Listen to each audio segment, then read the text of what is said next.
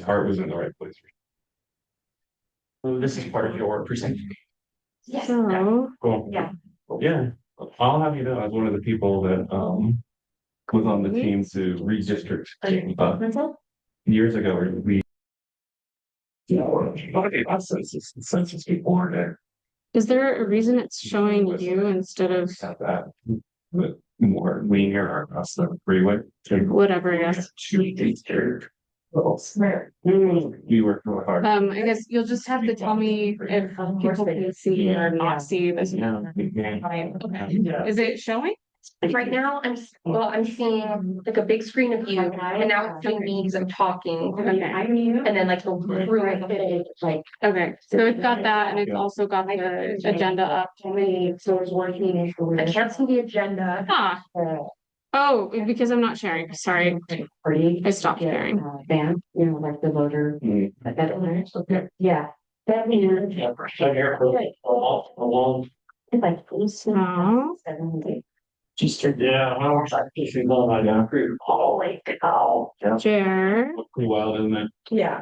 And last Yeah, time we but did share yeah, we entire talked about screen, it right? as the only chance we were gonna get for West Side issues. Okay, and now I'm going into slideshow mode. But the new maps allow for us to at least get up there and vote, That's awesome. and then possibly more. So you've been with me, And then because Yeah, I don't. is there a way to I moved from original minimize this? and I moved out here and they just. Hide video panel, is that? No, hide floating meeting controls. It's in the street. Press escape to show floating and floating meeting controls. Like, Okay, can you see the agenda now? Yes. No, Okay, awesome. no, we changed that. I don't know. Run it up. It would be 2010. Oh, the other thing. Oh my gosh. Yeah. Okay, so. Because it looks different than the. If you know how to do After or it really does. the city council districts. Like in chunks. Instead, we got strips along the city because what we found, 50% of the students live on this side. Yeah. 50% on the other side, and so. Yeah, so half of the kids had two representatives all. Yeah. Isn't it more now? So, 50% of the kids are on this side of town. I don't know the demographics. Oh, I know that we have, like, Rose Park has a shrinking population of kids.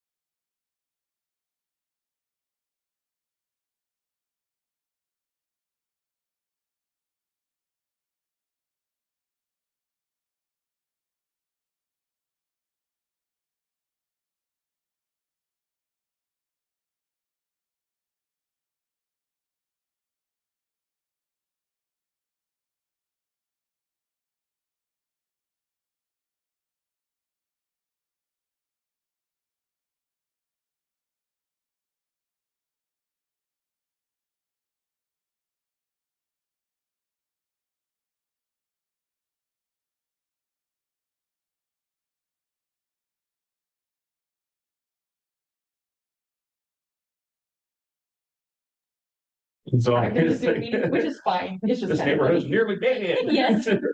We're gonna start in 3 minutes and this is too tall for me, I'm sorry. Sorry, my fault. We'll try to just adjust it when anybody else comes up here. Feel free to grab snacks. Stephanie from our board brought a bunch of snacks. So, thank you, Stephanie. She's in the back as our greeter today. I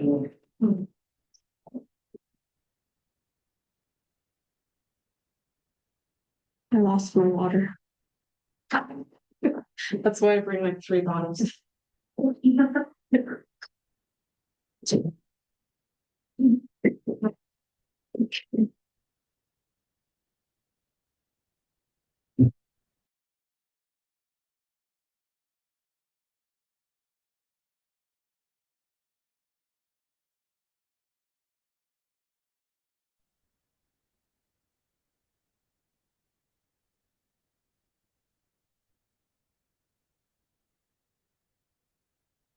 Because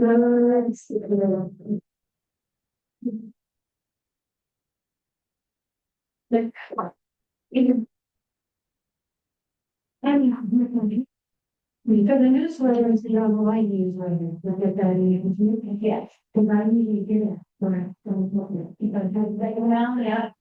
So I have no matter than Peter. But they're kind of. But I can look at it, I'm sure. Bedtime.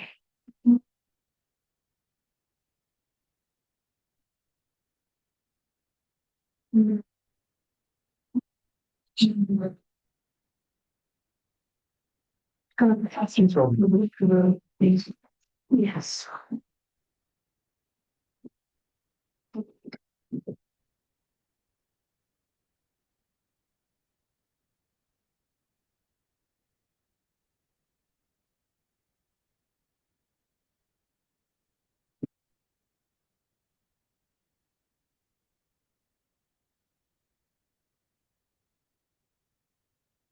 Is it showing a Spanish translation of it too? Yes. Listen.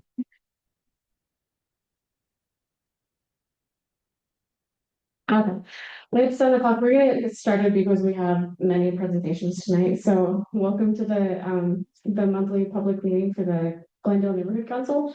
My name is Jennifer Madrigal. I'm the current chair.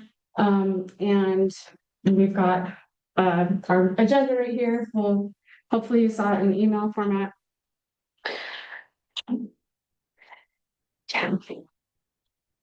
Just want to, we can't have people's faces not showing. So this is our 2026 Glendale Neighborhood Council Board. It's an awesome group of people. This is the largest board we've had in many a year.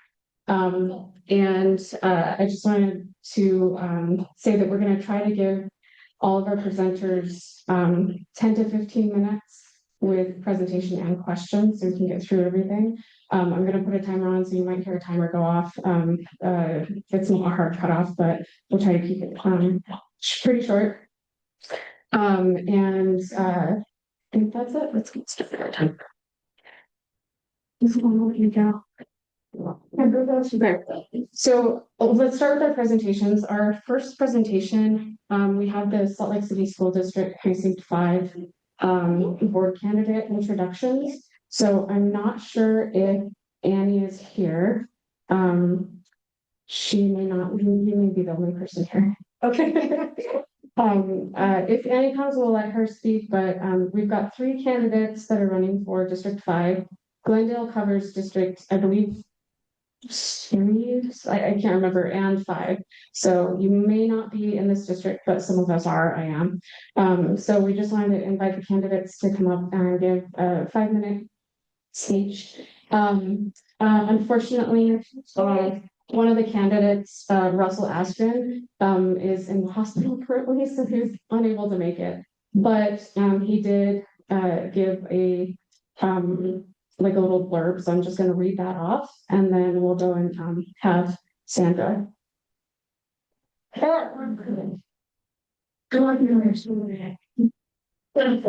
so Russell emailed me. He said he's built my campaign around building better schools for all, but especially those students who aren't the success stories the district puts on its Instagram account. I have two children who struggle with school, so I know that struggle firsthand. My wife teaches English learners in the Granite District, so I understand that struggle as well. I don't believe that we have well-integrated high schools just because we bus kids from the west to the east. I wish the district would build smaller schools, including a high school in the Glendale community, but the district has chosen not to do that. Probably the best route to make that happen is the charter school effort I recently learned about.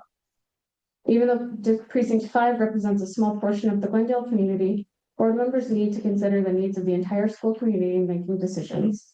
If elected, I promise to consider and help ensure that those needs are met. I encourage people to check out my website, askinforschools.com, and reach out via phone or email, both of which are listed on the website. And Annie, if you wanted to come up and give your speech, just watch out for the board. Oh, sorry. And Annie, this is Sandra Buendia. And I'm actually even shorter. Okay. So are you guys okay if I just, can I have my camera? Okay. Hi, everyone. Oh, sorry. That is super loud. It's different in every situation. My name is Sandra Buendia.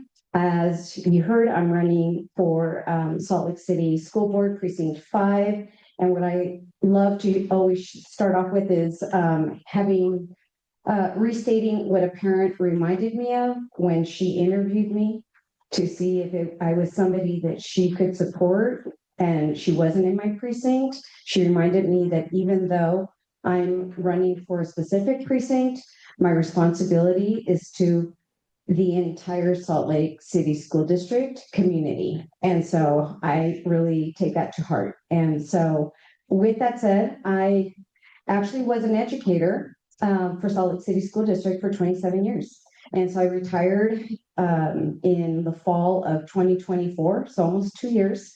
I have 37 years total of experience in education, 10 years in California, where I was born and raised in East LA. I'm first generation born in the US. My parents are Mexican immigrants who were terrified, something familiar in the current climate, were terrified during the Reagan years to get their citizenship. They had green cards, but they weren't feeling secure. And so, that experience is pretty familiar. I am a product of public education. My daughters graduated from West High. I have a grandson who's 13 at Bryant Middle School and twin grandsons that are starting kindergarten. And guess who babysits them? 2 days out of the week. I'm exhausted usually. Anyway, I've held a lot of positions. I was a teacher at Beckman Elementary. I was a principal at Jackson Elementary. I was an assistant principal at East High. I held different district level administrative positions. So I have the breadth and depth of the experience to help me really ask the right questions and be a good voice, and listen and really challenge, which got me in trouble a lot of the times, but I'm that person. My priorities are really focused on centering students, putting students first again. I feel like that's been lost, over at least from my experience over the last 10 to 15 years. And it's been really adult centered, which is unfortunate. And in terms of adult convenience. And so I'm looking at, if you didn't get my card, my website is on there and it provides much more detail, but it's focused on engaging students, involving parents, trusting teachers, that's been lost, and supporting school leaders so that they can be successful. There's a lot of micromanagement happening right now. A lot of great things, a lot of great people, but there's an opportunity and I feel like I can really contribute and hopefully be your voice, on the school board. So I'm a good listener. I seek opinions. I respond really quickly. And so hopefully, I'm trying to think if I'm missing anything. with that said, please visit my website. It's Sandra number 4, SLC schools.com. There's a link to my Facebook page as well as Instagram. And I think that covers it. And Annie's here. So thank you very much. So Annie, it sounds like you're just in time. If you want to come up, this is Annie Romano. I'm so sorry. I, for some reason, automatically went to Glendale Middle School, but here I am. I'm Annie Romano. I am the Precinct 5 current board member, and I'm running for the upcoming election. I have 3 pillars that I'm focusing on. Safety, which includes psychological safety, as well as physical safety, academic excellence. I really would like to focus on East 5. And there's a lot behind that. So I know that many of you in this community know that that East has been supported by the Glendale neighborhood, but the Glendale neighborhood hasn't always been supported by East. Great. So there's a lot to be done in that regard. And also currently the school board made the decision before I was on the board to turn the former Riley Elementary School's campus into the CTE Center. So that's a huge priority for me, is having academic excellence there that's really accessible to this neighborhood, and figuring out transportation needs for students, particularly high school students. Also with academic excellence, I've been talking Glendale Middle School and also a lot of elementary schools in this area about strategies for supplementing literacy and all of those things. So academic excellence, and then third is stewardship. So the stewardship of the land, the stewardship of the financial contributions that community members, including yourselves and taxpayers, make to the district, and making sure that we're good stewards of those funds. So that's a tricky balance right now, because legislative cuts from federal, state, and local levels, as well as the declining enrollment in the Salt Lake City School District, has made the budget really tight. So it's really important that we're making sure all of the money we're spending is spent effectively. And then also the sustainability efforts of the district to make sure that we're being stewards of the land, and making sure that we're not polluting, and all of the new buildings and things are having sustainability initiatives attached to them. So those are 3 pillars that I'm focused on. I'm from Salt Lake City. I grew up in Salt Lake. I am a product of the Salt Lake City School District, but I moved around a lot, lived in DC, Italy, New York, and ended up coming back here. And I have 2 kids in the district.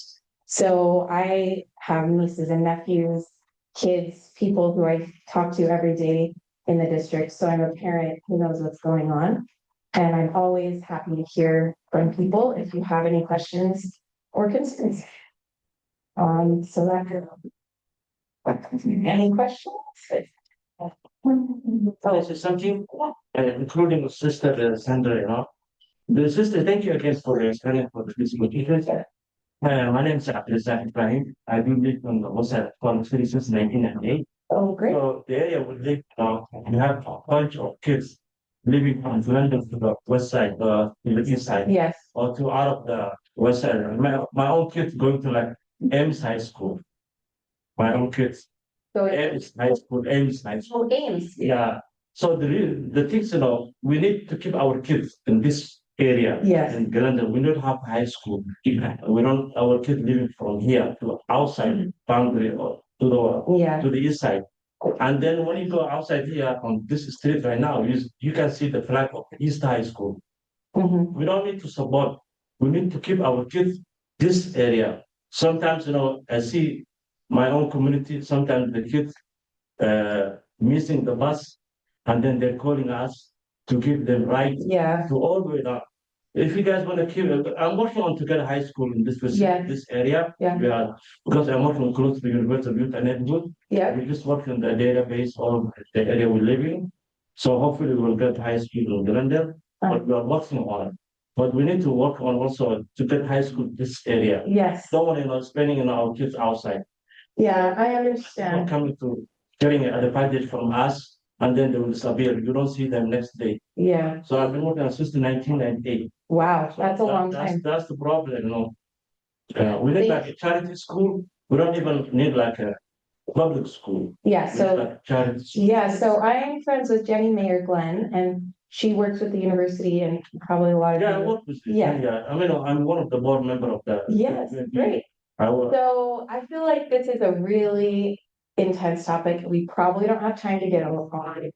But I understand completely the idea and the desire to have the high school in Glendale. I totally understand it. I also understand the numbers, the data in terms of enrollment in the Salt Lake City School District was once at 30,000 kids. Right now it's at about 18,000. It's projected to keep going down. And as those numbers keep going down, what happens is if we're dividing kids to more and more schools, the three comprehensive high schools we have, Highland East and West, will all dwindle. And that means for sports, for example, they would go down to like 2A or 3A, and they'd be playing like the Delta Rabbits or the Sevier County Snakes or whatever. So that would cause a lot of travel, a lot of issues in terms of high school activities, extracurriculars and sports. But I understand that need, and so I'm willing to collaborate and talk about how to meet those needs. Also for kids who want to go to East Comprehensive High School, improving the transportation options that there are. Anyway, thanks. Oh, and I get a question. You're talking about East, but her and me, our high school was Highland. Yeah. You care about. Yeah, thank you. No answer. And I know they've given some of their information, so, if you have additional questions, please hit them up. And we might have, another event happening actually at the, Salt Lake City Library. So I will make sure that that gets out onto our socials and our next newsletter if that's, enough time. So all three candidates should be at that event as well for District 5.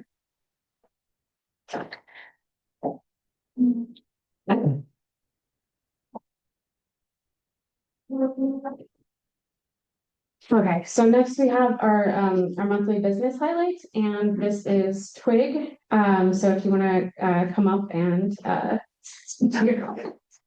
Thanks so much for letting me present today and giving me your time. I'll just show our company reel because it's a really good introduction into generally what we do. But my name is Garrett Glasgow and I'm a producer at Twig Media. This is easier. But we are a full production company, film production company who work. Yes, we are based in Glendale. We're based at 949 Quail Ave, so just off of 9th West and 17th. But yeah, I'll show you the reel and then I'll talk a little bit more about it.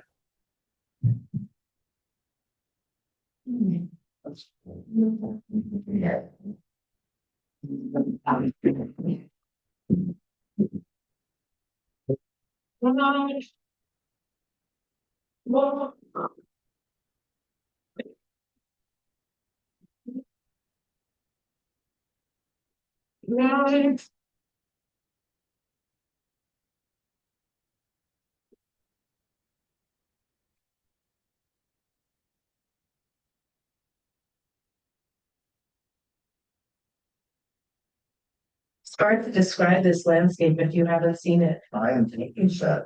There are more customers on there is no more time to waste. It's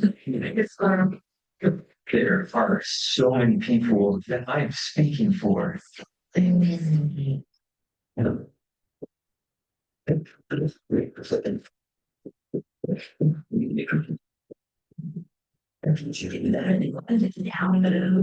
That she's not the silent person.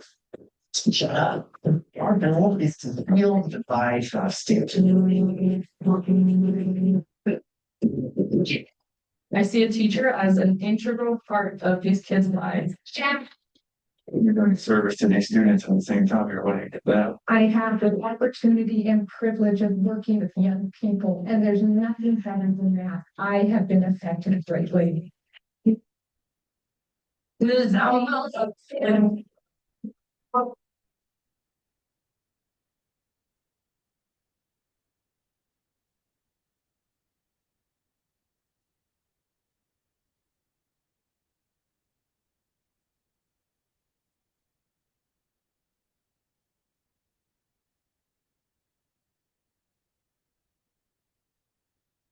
Teachers from humanities.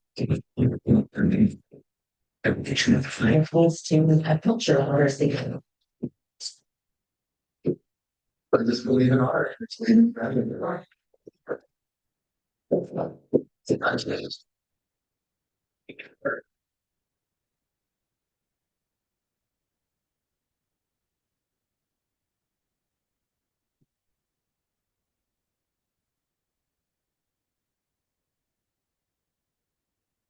Cool.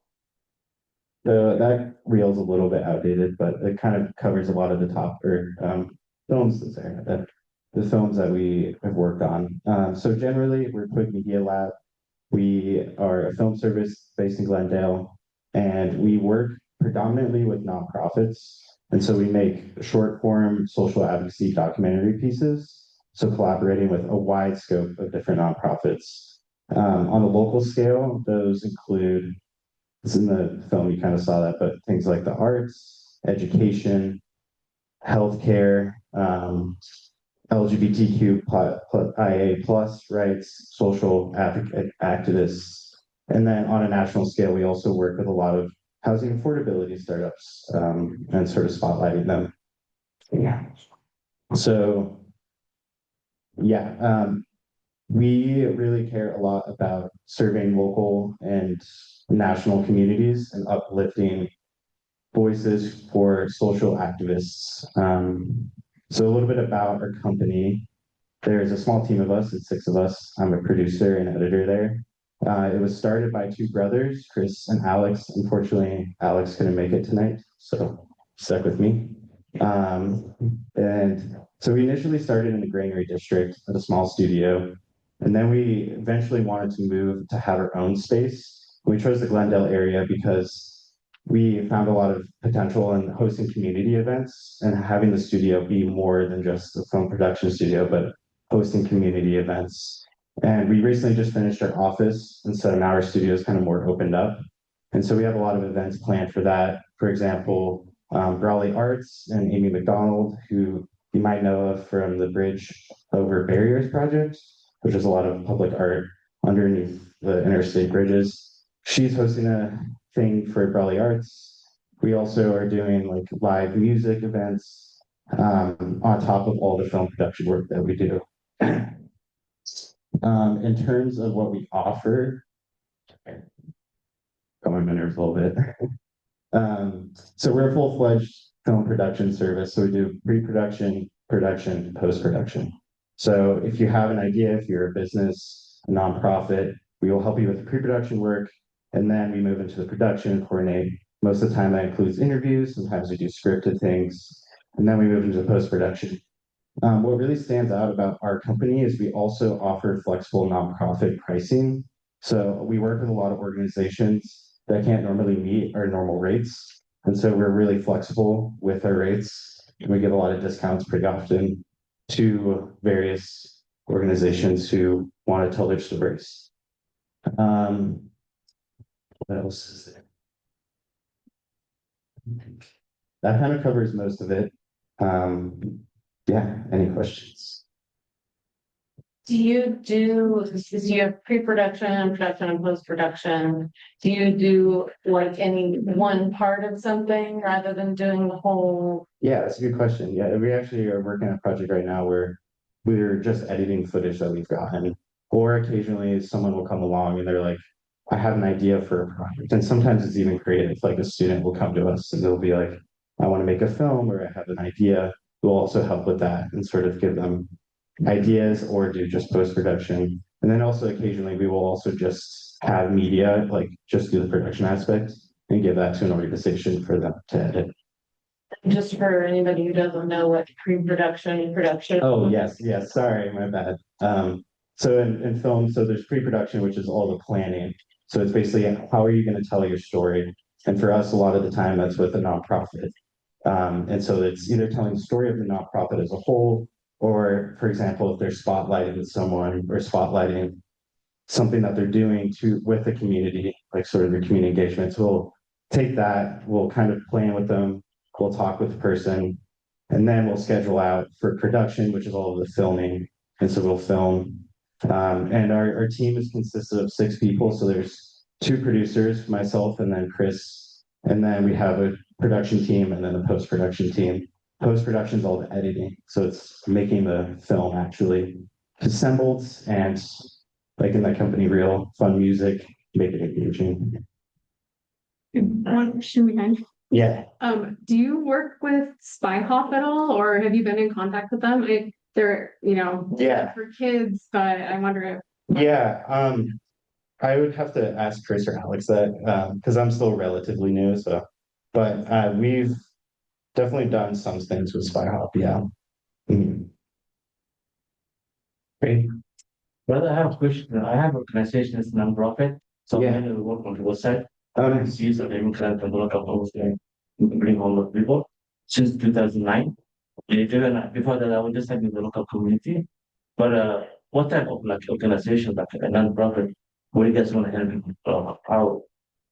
Yeah, so it varies a lot. We kind of spread around a lot of different topics. Can you wait, what was your nonprofit again? Yeah, it's called Somali Community Self-Management Action. But we have Facebook, we have LinkedIn, we have Instagram, we have a website. But I don't know how, so if you have a business card, Yeah. you're like in the LinkedIn, I don't know who you see, Yeah, no, thank you. I forgot to plug ourselves too. That's my bad. But for example, like we do a lot of work to make videos that live on organizations' websites or doing social media cuts, things to sort of help with the marketing of organizations and also tell their story. But so the best way to get in touch with us is first to visit our website just to kind of see the general list of the clients that we work with, kind of get a little bit about us as a company, which is twigmedialab.com. So twig TWIG Media Lab.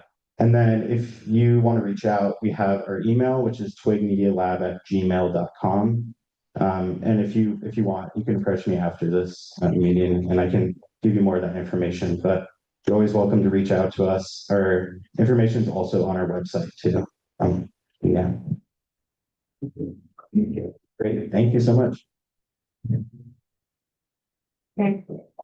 So next we have Mark Overdevest, who is he's got a property on Navajo Street, and he's going to be talking about the zoning amendment that he's proposing with the city. Just to give a little bit of background, excuse me, the city had announced this, and they had a 45-day comment period for the public. But unfortunately, due to some miscommunication during the transfer of chairs, we didn't get that out to notice on our Glendale Neighborhood Council newsletter or anything like that. So just recently found out about this. So the time for public comment is over. But Mark was kind enough to still come, and he's going to kind of discuss what the zoning amendment might look like. So I think, Mark, are you on? I'm gonna stop sharing so that you can share. Hi, Jennifer. I am. Can you hear me okay? Yeah. Okay, great. Jennifer, are you able to pull up those slides that I sent?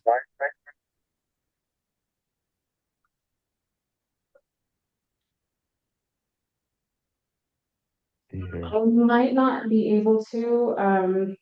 It looks like the format is, I can't do it. I can try. Let me try. It's a keynote presentation. It's not PowerPoint, so that might be. Yeah. Do you know how to do a keynote? Wait, no.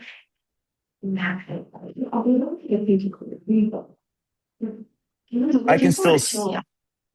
I can still speak to it, but it helps illustrate the and shows the schematic for the project. Yeah, if you want to go ahead and start, and I'm going to see if we can get the slides to come up in just a minute. Okay, great. So the um, so hello everybody. My name is Mark Overdevest.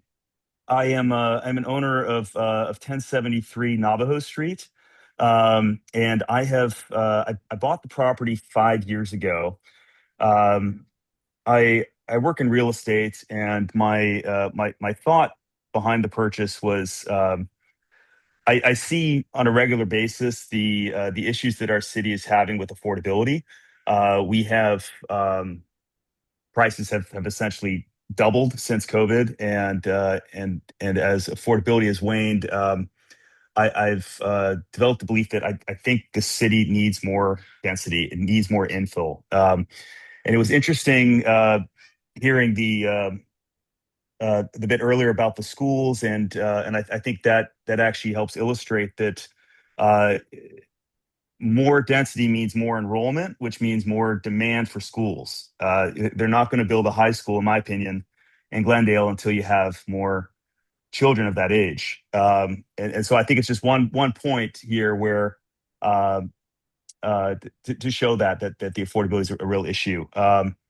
And the reason I bought this property is because Navajo it's right on the bus line, and the Nine Line Trail, as most of you know, goes just to the north of that. So and last but not least, most of those parcels are on that particular part of the block are half-acre parcels with smaller 800 to 900 foot footprint homes, um, not including the basement, of course. Uh, and so they have these large lots behind there with which for most of my neighbors, some of them have some chickens, but for the most part, adjacent to me, that it's basically a used car lot in the back. There are trailers and everything else, weeds and so forth. And so I feel that, if we are going to make a meaningful impact in Salt Lake City with housing affordability, it starts with supply. It's basic supply and demand. Um, because builders are not building single family homes. They're just not incentivized. Developers are building large 5-story apartment buildings. You've probably seen them all over the place. Fifth South, of course. And and so to be clear, I have no interest in putting in a large apartment building. I'm not a developer. This is my first foray into this. My plan is to retain the existing home in the front, um, convert there's a very large garage which is directly behind it. It's essentially the same size as the house, large 2-car garage. I'd like to convert that into a home, and then the back half of the lot, add probably 4 small affordable homes. There are currently in all of Salt Lake City, there are 11 for sale homes under 400,000. Um, I think that's incredible, considering that when I moved here 21 years ago, you could easily buy a home under 200,000, and in Glendale you could buy one for 100,000 or less. So things have dramatically changed, um, and so I think we can try to get the government to do all sorts of things, but economics are really what drives affordability. It's just basic supply and demand. And this project that I have in mind, you can see here, you will not. I've upzoning it would allow. I could tear down the house in the front and the garage and cram more homes in there. That is not something I want to do. I want to retain that first house, convert the garage, and add 4 small homes behind there. So the character of the street, as far as my project is concerned, will not change. You would be you would have a hard time even seeing those homes back behind what we have there now. But I believe that vibrant communities start with more density, with enough density. And this street, in my mind, is just there's so much potential there, and I think ultimately it's going to lead to an increase in property values for Glendale. It's going when development happens responsibly. I think it's a great thing. I understand that it's scary, and that there are a lot of developers out there that don't do what they're going to what they say. Um, I'm very cognizant of that, so I get it. But I think this is going to be a real benefit to the street. You can see on this photo here, you can see the used car lot essentially on the front. This property just sold to another investor. It was a rental. Um, the current mix in Glendale is, I believe, it's like 63% rental homes, um, which is significantly higher than versus home ownership versus other parts, like on the east side. And it's been consistently shown that neighborhoods that have more home ownership, and that starts with affordable housing, um, they tend to have more vibrant communities, lower crime rates, and so forth. So I've heard at the planning meeting concerns about parking, concerns about fire, and both of those issues will, in order to get this thing through, I'll have to go through the planning department with my plan. I'll be meeting with civil engineer and making sure that those issues are addressed. If there are fire concerns or parking concerns, and by the way, my understanding is there's 2 off-street parking uh, stalls per unit. So this will not add to street parking. Um, this and the fire situation will have to go through planning department, and in order for me to get a building permit.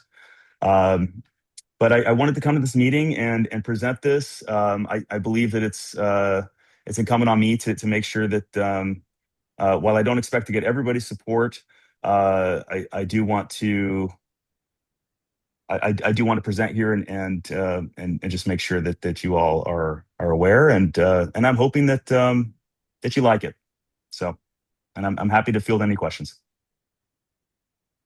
Thanks, Mark. Does anybody have any questions for Mark? Yeah, go ahead. Yeah, is the homes that you're building, you say small homes, are they going to have garages? Are they gonna have parking in that area? So I haven't decided yet whether it's going to be carports or garages or just parking stalls. And Olivia from the planning department is on this call. I still need to meet with the civil engineer. I have not drawn up concrete plans yet because well, frankly, it's expensive, and I wanted to make sure I have this. I have approval before doing so. But one way or the other, my understanding, and Olivia, please correct me if I'm wrong. The requirement will be 2 off-street stalls per home. Mark, you're right. In the zone you're requesting, the RMF 30, every unit is required to provide 2 off-street parking spaces. So that doesn't mean it has to be in a garage, like you said, but they do have to be on the lot, on the site.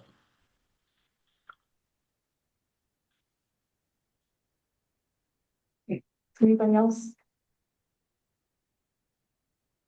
Okay, all right. Thank you so much, Mark. We really appreciate it. Thank you for having me. Oh, if I can, just one more quick. I'm Olivia. I'm the city planner working with Mark on this. I wanted to mention that this is going to the city council for a potential decision at next week's city council meeting, Tuesday night. So if anyone has comments they'd like to pass along to the city council for their consideration as they're working up to that decision, you can reach out to the city council, and I will paste that email address in this Zoom chat for anyone who needs it. Awesome. Thank you, Olivia. So next we have got, Amber, I didn't get your last. Leeds, Amber Leeds. She's with Salt Lake County and she's gonna give us, some presentation about gun safety, which is very timely. Hi, thanks for your attention tonight. I'll be quick but informative, hopefully. And let me know if you have any questions. I'm happy to stop and answer those throughout the presentation. You don't have to wait till the end. Oh, how do you? Didn't go this way. So I think all of you readily know that firearm safety is an important concern, particularly with our juveniles right now, though. We've seen the rates of juveniles entering the juvenile justice system actually triple in terms of firearm related offenses. And then we also have some other data points that really point to the need for more firearm safety. Sharp surveys are a survey that's done throughout the schools and where students self-report. We're seeing a high number of those youth who are reporting access to firearms, whether that be inside the home or outside the home. So while we are very much in line with protecting Second Amendment rights, and we know that guns are here to stay, we're absolutely 100% supportive of that. We do know that they need to be safely secured. So in order to do that, we definitely need to get some more awareness out there and some more marketing. So we formed a work group. It's a really unique work group and where we pulled a lot of unique collaborators together. And a lot of these organizations normally would apply for grants and funding streams and competition. We were able to do that in collaboration and really bring like some unique perspectives to the group. By doing so and applying for some funding sources, we were able to hire a marketing company who went out into Salt Lake County community and do some initial interviews and focus groups. And from that initial interviews and focus groups, we were able to get information from 315 Utah residents. We learned that 80% of firearm owners do so for protection. And in addition, oh yeah, you can go. Could you do full screen? Just a little bit bigger. This? The little two arrows going back or corner behind that. Right there under the share. Is it? You can just go to the lower. Do it. No, I don't. Okay. Go to the very bottom, lower right corner, the two diagonal arrows. There we go. Yeah, there we go. Okay, thank you. One of the other data points, we talked to the parents who are also firearm owners about kind of some concerns that they have with their kids. One of the data points that stood out to us is that 75% of those parents are worried that their children struggle with depression and anxiety. But at the same time, those parents weren't worried about their children getting a hold of a handgun in their house and hurting themselves or other. We are seeing suicide rates absolutely increase in the Western states. We have statistically been in the top 10 for a number of years in terms of suicide rates, and we're very much seeing that apply to our youth as well. One of our greatest concerns in terms of firearms and suicide conversations is that firearms are a very lethal meat. They look at kind of percentages of those who attempt suicide with firearms, and about 80% of those who do are successful. We don't want to see that, especially in our youth population. So being able to save and secure firearms is very important to us. Do I just hit over? Oh, there we go.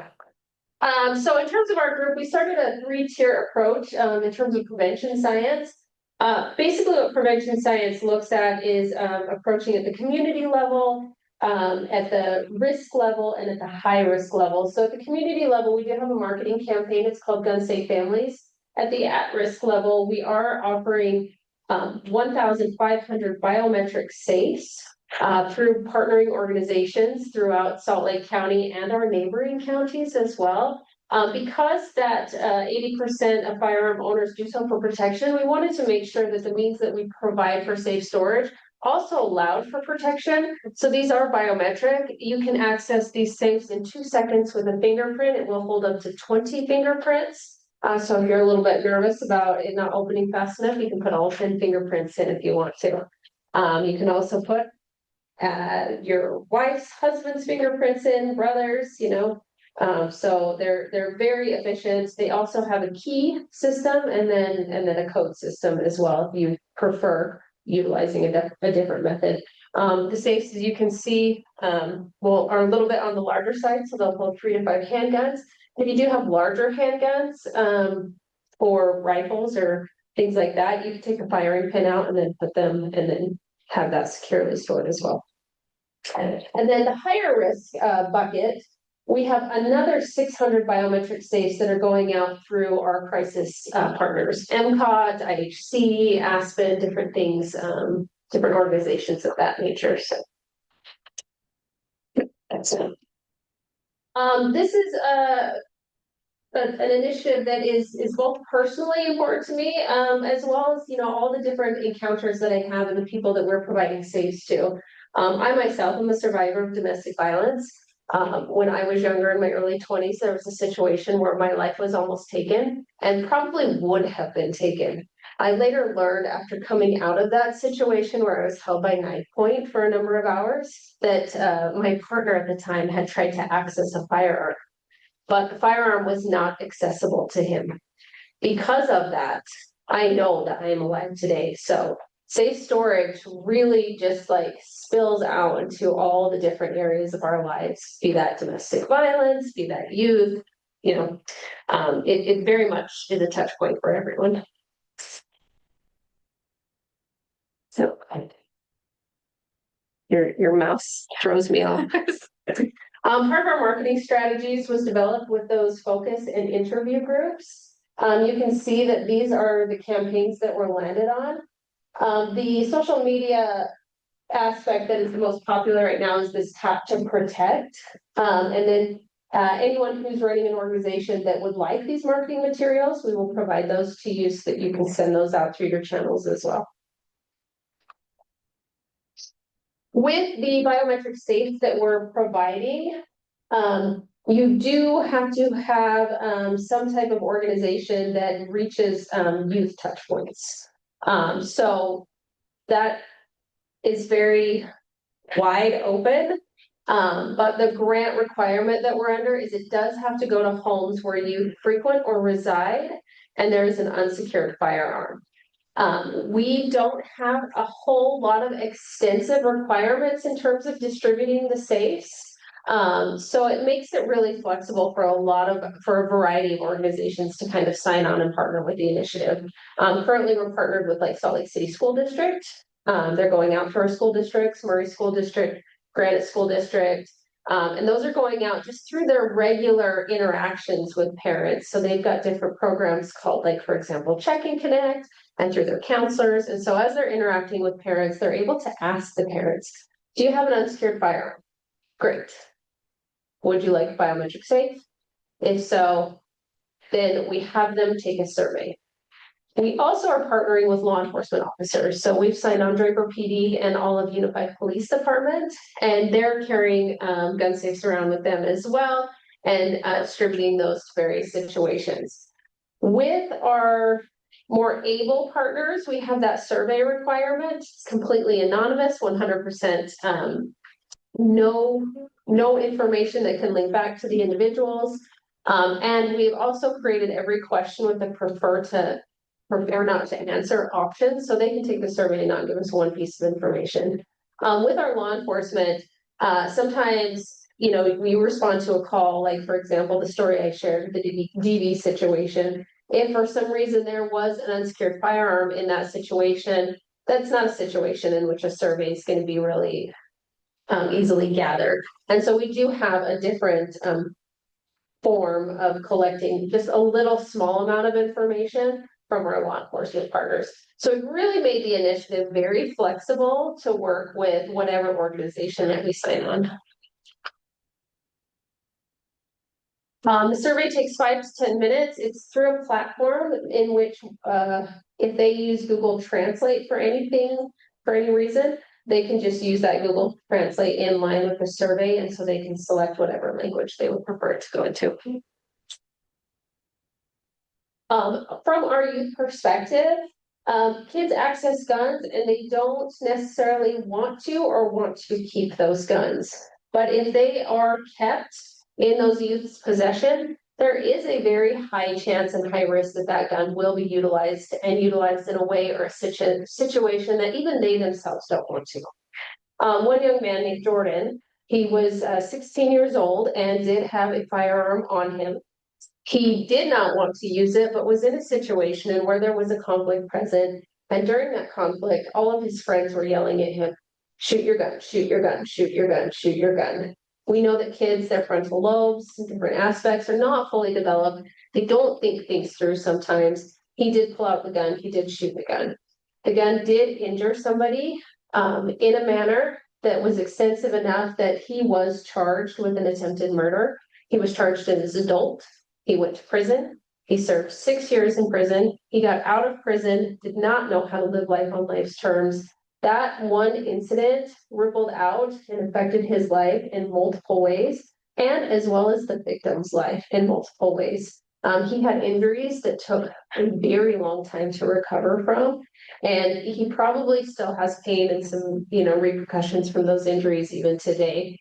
If we would have provided a way to make sure that that firearm was safely secured or able to be gotten rid of, that situation could have been very different. So with that, we do know that it is really important that we have an option for youth who are currently in possession of a firearm to get rid of that firearm. You guys might have seen it on the news recently. It's Guns to Gardens or Gardens to Guns, whichever way you want to say it. But the Gun Violence Prevention Center, who's one of our main partners, and on our work group, has created an opportunity so that if you want to surrender a firearm, you can do so with no questions asked. All you have to do is get in contact with them. They are also having a couple events throughout the year where people can just come and drop the unloaded firearm off. But if you need to schedule a one-on-one session, there is an option for that. Any questions? No. If you have an organization or know of an organization that wants to partner with us, I'll have some business cards in the back. You can get a hold of me and we'll make sure to get them trained and signed up. Okay, thank you. Next,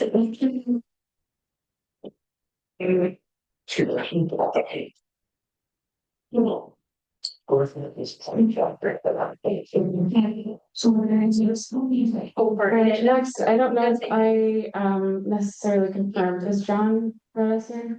He's on that Zoom. Oh, he's on Zoom. Okay, awesome. All right, I'll stop sharing then so that you can share. This is John with updates on Glendale Regional Park, as well as the Peace Labyrinth and Jordan Park. And Safe Families. Yeah, and we have a website. Hi, everyone. Thank you for giving us some time to provide an update on Glendale Park and some of these other projects that Public Lands is working on. Like Jennifer said, my name is John Ruedis. I am the Senior Landscape Architect with Salt Lake City Public Lands. I've been with Public Lands for about 1.5 years now and have had the privilege to work and be the project manager for Glendale Park. It's been an amazing experience, and the Glendale community has been extremely gracious, and it's great to see their excitement and appreciation around this park. And so we're really excited to be able to provide an update. Not too many visuals today, but I did want to kind of talk through some of the updates and where we're at on Glendale Park. I also have one of my coworkers, Drew Badgett, another landscape architect with Salt Lake City Public Lands. He will be giving an update on Jordan Park. But as far as Glendale Park goes, Glendale Park Phase 1, as you all know, opened at the end of last year. There are a few things we're still trying to wrap up with that project. If you've been there, you've probably noticed there's some missing plant material. Our landscape contractor was at the time last year, was not able to secure all of the plant material needed. And so they are securing that right now, and the planting should resume here probably within the next few weeks. And so all of that plant material will be installed. We also have another feature coming. We're calling it our placemaking feature, but basically, if you've been to the park in Phase 1, there are some large footings near kind of the detention area. And that is going to be kind of an homage to the old water park, and you may have seen renderings floating around, but kind of an archway, a series of 7 kind of archways with some of the old water slides refurbished. There will be some minimal lighting incorporated, but it will be a very unique and really cool feature as you enter the park from the west. And so that will be coming later this year. We're working with a fabricator to get shop drawings approved, and then he will begin fabrication on that piece. So that is those are most of the updates for phase 1. For phase 2, we are currently under design. We are about 70% through design, or what we call design development, which means we're fleshing out a lot of the details as far as the design goes, and working towards construction documents. So we hope to have construction documents done later this year and begin permitting late this year and early next year. We hope to go out to bid for phase 2, either late winter or early spring of 2027. And then we anticipate construction taking about 2 years. And again, until we get a contractor on board, we won't know for sure, but that's what we're currently anticipating. So most likely the phase 2 improvements coming online probably late 2029. Some of those improvements that we will be seeing in phase 2, very similar to the master plan that is, I'm sure most of you have seen, but we're looking at a new wheel and ice skating ribbon with a supporting building and infrastructure for that, public restrooms, a new ranger station adjacent to the ice building, sledding hill and observation platform, a new public art piece. So the Arts Council has commissioned an artist who will be developing a new art piece for most likely on top of the hill, a unique and fun interactive water feature / splash pad, a multi-tiered skate park, a bike pump track with an adaptive track, which is actually really cool. It's going to be one of the first, actually the first adaptive track in Utah, which means adaptive means really serving those with some type of disability, whether they're in a mobile device or their mobility is limited, or even if you're just learning how to ride a pump track for kids or anyone, that will be included. There will be an event lawn and stage plaza area, a new maintenance building, which will also house kind of the equipment for the splash pad, flexible lawn spaces, a new kayak boat launch and drop-off area, fishing pier and boardwalk, wetland observation areas, restorative plantings, including riparian plantings along the Jordan River, and trails and picnic areas. And so those are the improvements we're looking at for phase 2. And those are most of the updates I have for Glendale Park. I'm happy to answer any questions before maybe moving on to Peace Labyrinth. I've got a question. Are you gonna, I have driven down 17th South. That thing is being used and people are loving it. Are you gonna put a crosswalk across 17th South? And probably little lights to go with too, because there's a lot of kids that are walking through that area. Yeah, no, thank you for the question. Absolutely. So I have Susan Lundmark on from transportation as well, but I can speak from public lands. So in the original master plan, we did show a crosswalk going across to, I think, Cornell, or I'm trying to remember the name of the street, but just west of 17th South, or the 17th South River Park. We are currently, sorry, go ahead. No, it was actually, it was across to the next part. So it wasn't to a street, it was to the park. Oh, you're correct. We've recently been in conversations with transportation, and we're looking at a different location closer to the neighborhood to the west. So there's 2 locations that we've looked at crosswalks. There are some challenges that we're trying to navigate. The biggest being Senate Bill 242, which has really made it challenging to coordinate with UDOT to allow traffic calming measures.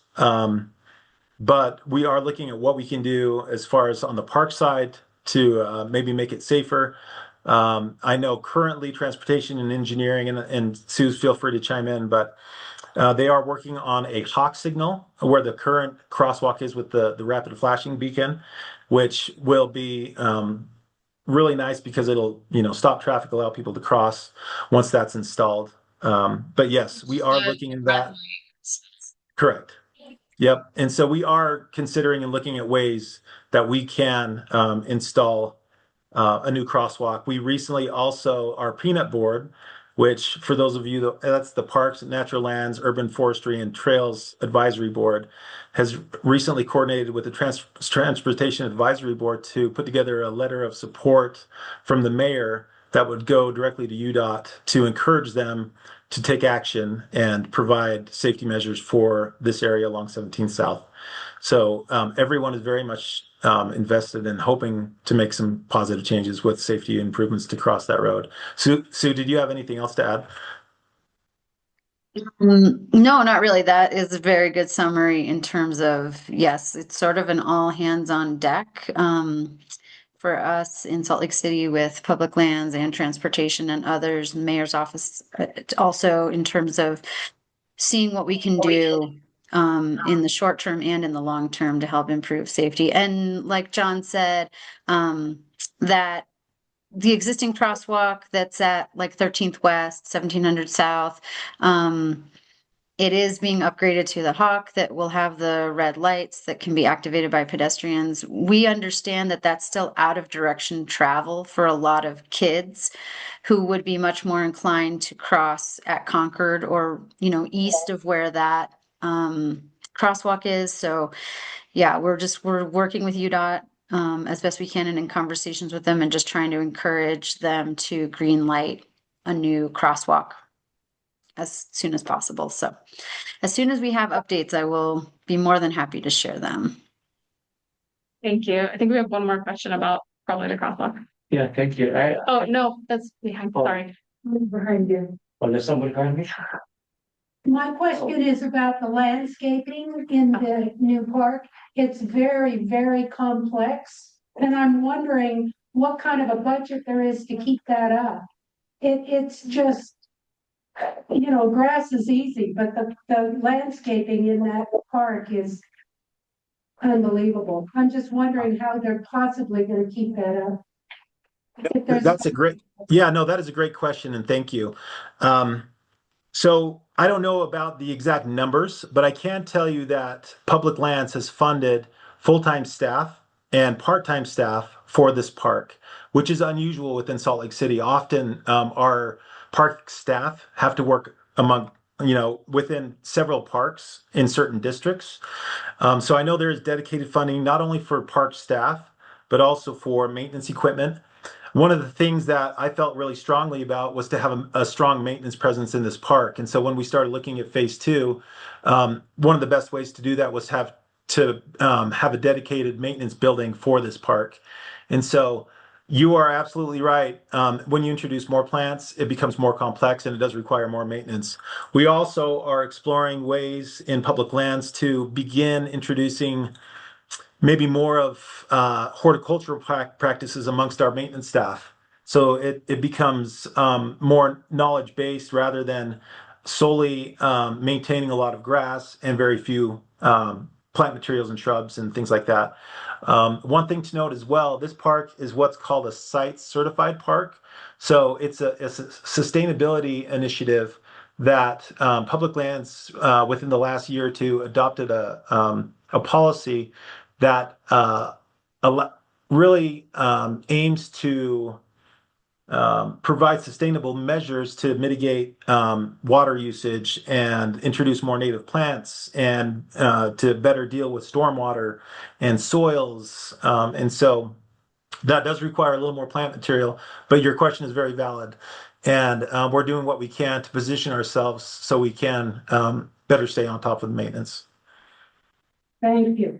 And did you have a quick question? Yeah, I just want to say, my name is Dr. John. My name is Dr. Zach Ibrahim. I was one of the members of the committee when we've been collecting money, phase one and phase two and phase three, which we discussed like a long time ago.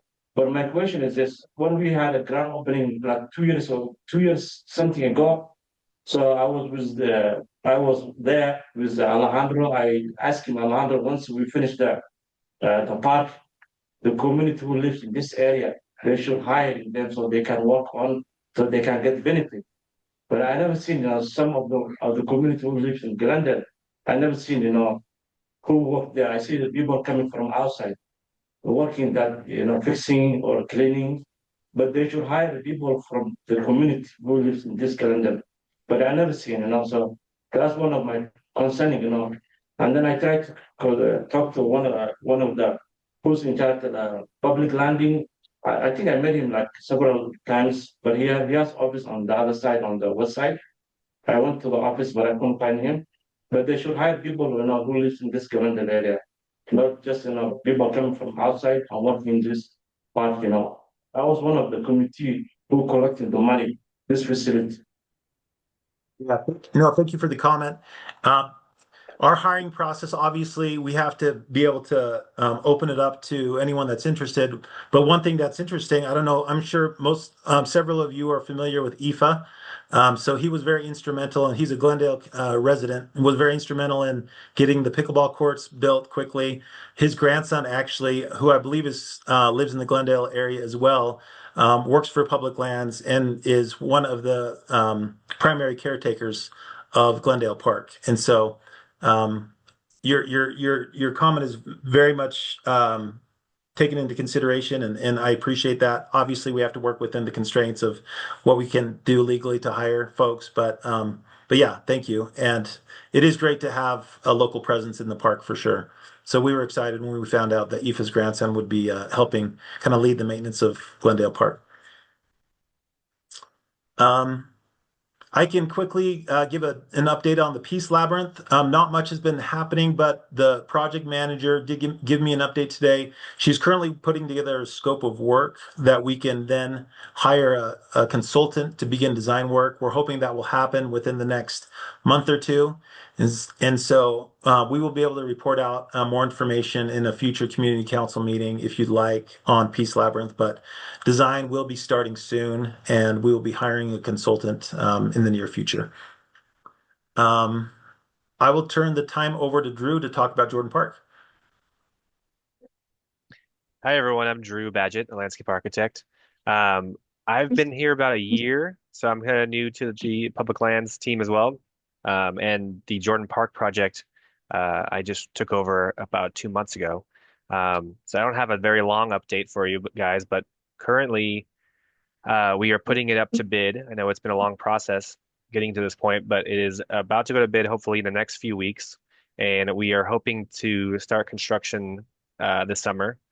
And I, I know that there's a lot of events and a lot of things happening in these parks, and so we're working closely with our events team to make sure that we work around anything happening in the park, any of the major events that everyone comes to enjoy.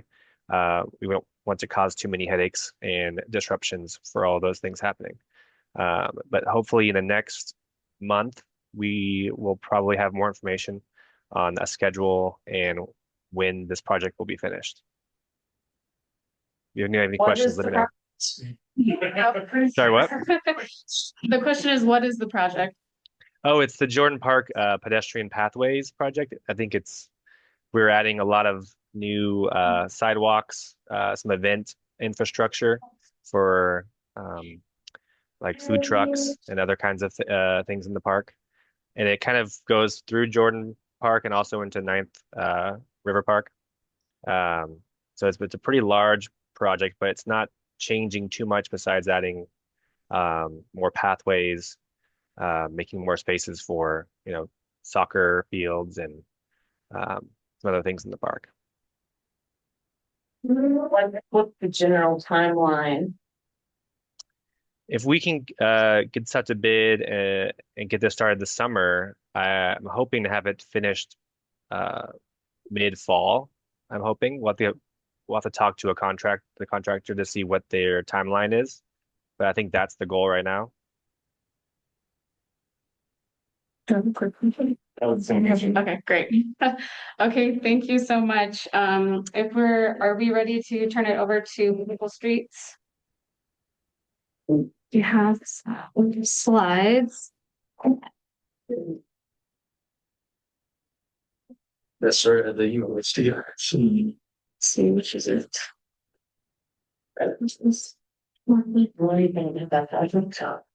See where? Senior budget.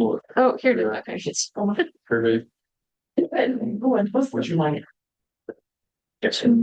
And am I sharing right now? That is right. No, screen share.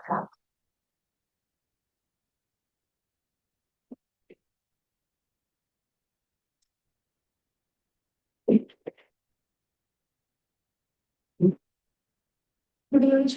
finally getting the hang of this. Hi, everyone. My name is Connor Stone. I am a transportation planner with the Transportation Division. And I was here last month to give a quick update on the Livable Streets program. So there's not a whole lot of new information, but for those of you that weren't at the last month's meeting, you'll be able to get up to speed on the progress of that. Oops, sorry. There we go. Okay. We also have a couple updates just on general traffic safety improvements, as well as the California CCIP that is progressing. So for the Livable Streets program, we currently have final draft or final plans rather of the neighborhood traffic calming concepts for zones 12 and 15, which you can see that's 12 and 15 right here. You have 900 West right there, just kind of orient you guys.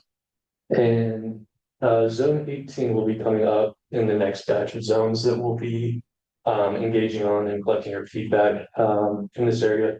It includes the Jordan Park, just to show you guys where we're at. Okay, kind of got ahead of myself there. This is what I just talked through. If you guys have any comments or feedback, please feel free to reach out to us. You can reach us by email at livablestreets@slc.gov. This QR code will take you to the website as well. Yes. And so yeah, feel free to scan the QR code and check out the zone 12 and 15 draft concepts that are on the website. And then we'll have more information on zone 18 as we get the new Shape SLC platform set up. We're working through that process right now, and we're excited to launch that when it's ready to go, hopefully in the next month or so. So we will keep you guys in the loop on that. Some other traffic safety improvements that we touched on last month. Yeah, thank you. So these are primarily curb extensions and some RFBs. I'll pull up the specifics to let you guys know. And I included a map that's just this time because I know just having a list of the locations is a little bit hard to orient yourself. Can you also just explain like curb, what does that mean, a curb extension? Just assume that we don't know anything. Yes, for sure. And I'm trying to find the exact details on these locations. So for the 900 West locations, you can see the three locations here. These are planned to get RFBs, which are rectangular flashing beacons. And so those are those yellow kind of diagonal signs that have the flashing yellow lights. So a little bit different than the hawk signal that will be installed on 17th South this summer to access Glendale Park. That one will like stop you completely in a car. The RFBs stop the car, and then they can proceed after the pedestrian has cleared the crosswalk. And let's see. Sorry about that. Lost my place. There we are. California Ave 1430 West, excuse me. Right in there. That is planned to get RFBs as well. a refuge island, which is kind of that mid crosswalk concrete infrastructure that gives the pedestrian a rest that they need, or just kind of shortens the distance if they need to take a break. And then 1525 west and 2100 south. So if you are familiar with the Redwood Health Center off of 2100 south, that is planned for a crosswalk and RFPs. So all of these so far have been those RFP infrastructure. And finally, let's see, actually, I think I hit them all. California Avenue, Concord Street. Suze, I don't know if you're still on, if there's anything you want to add there. I know you've been working on some of that. So if you're still around, if there's anything you would like to add on California Avenue, Concord Street, I know there's been some ongoing discussion there. Yeah, thanks, Connor. Yeah, I am still on. But I think, well, I think it's the same thing as I was saying during the public lands, when John was talking public lands, is that just that we're working with UDOT. We're trying to come up with some solutions and working with UDOT to hopefully get them to green light a new crosswalk at that Concord location. So, hopefully we'll have more information soon on that.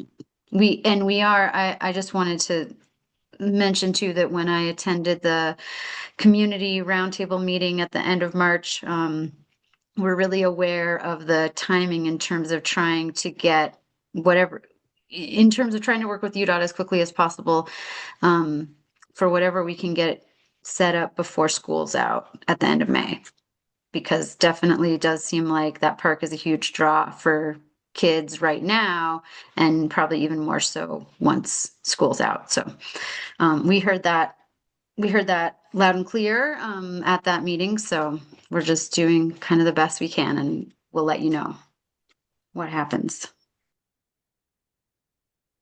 Yes, question. I don't have a question. I just have a comment that it's been really impressive to work or to see how you are all working with the community. And we appreciate like care and concern that you're putting into the street safety that you've already done here. I think it's well received by a lot of the neighbors, the more walkability, the safer streets that we have. And so just want to give a comment that you guys are doing a really great job and we appreciate it. Great, yeah, and I know everyone in the division would appreciate that. Definitely all work hard, and I actually also live in Glendale. And so for me, it's another level of connection. I've lived here for about a year, so still, I'd say a newbie to the neighborhood, but I definitely feel the same and want to be a good advocate for everyone here. So appreciate your comment. My brother, yes, a question for you. Can you say what's this like California Avenue and the 14th West? Is this close to the what's called Mountain View? Yes. What's called this place? Mountain View Elementary. No, I mean, the church, Elias Church right here. Is that the one or just on the other side? Because what I saw every single morning or every last 2 years, I've been even working with the brother who you talk about it. He's musicians. What is the name of it? No, the guy. What's the name? Turner. Last over 2-3 years. So this cross right here, we have a lot of kids coming from this side, cross to the other side, catching the bus, going to the Ames High School. That's what Susan. I don't know this, yeah. Yeah, that's what Susan was talking about. So they're definitely aware of that. The side of that this one spot or just that side? Yeah, so that's what this one is right here. So. Oh, is that the one? I just want to make sure because These are all in California, and then 1700. Okay, so a lot of kids coming to this side, going to that side. To the school? Yeah, not to school, but they're catching bus. Oh, okay. Going to Ames High School. Okay, so this is on California and about what west? I think this right here, I don't know. Yeah, so we are pushing for that. The improvements there, as Stu said, we'll definitely keep advocating for that. Some of the So I have a little context to that because I think that's important. So 3 years ago, this community council lobbied the CIP board to study this intersection, to give us data on typologies of crossings. So the city decided to fund that study. The study came out last year with some recommendations for that crossings, and the administration didn't fund it because there's little money to fund every project, right? So, in talking with my colleagues, I was able to scrape a little bit of money from all over the place and fund the state, divide this project into three, and fund the beginning of that, which is not going to be the full scale project that we wanted, that is envisioned in the study, but at least the beginning of it will hopefully be that. And hopefully we can get a little more money in the next couple of CIPs. Hopefully that helps understand where this comes from. Great. Yeah, that's super helpful context. I appreciate that. Thank you. Do you know what the timeline is on these? Yeah, so these are July-ish, August, like late summer is kind of the anticipated timeline right now. Are there any plans for the street that's in front of Glendale Junior High School? So it's something to slow people down. People go down that street like heck. You need some kind of bumps or something, some kind of a crosswalk. It's right in front of Glendale Junior High School, and it's dangerous. Would you remind me just the street name? It's Navajo. Navajo, okay. What street is it? Yeah, Navajo. Navajo. Yeah. There is a current, what south is that about? It's just a block and a half up from here. Okay. Yeah, it's Just about off of California Avenue. well, Yeah, I was gonna say there's currently a local street reconstruction project going on. It's a little further north of the Glendale boundary. I'm not aware of any current initiatives for Navajo. If it is in one of the upcoming zone 18, which I can flip back and just see here, maybe. Looks like it's a little. Maybe let me do this.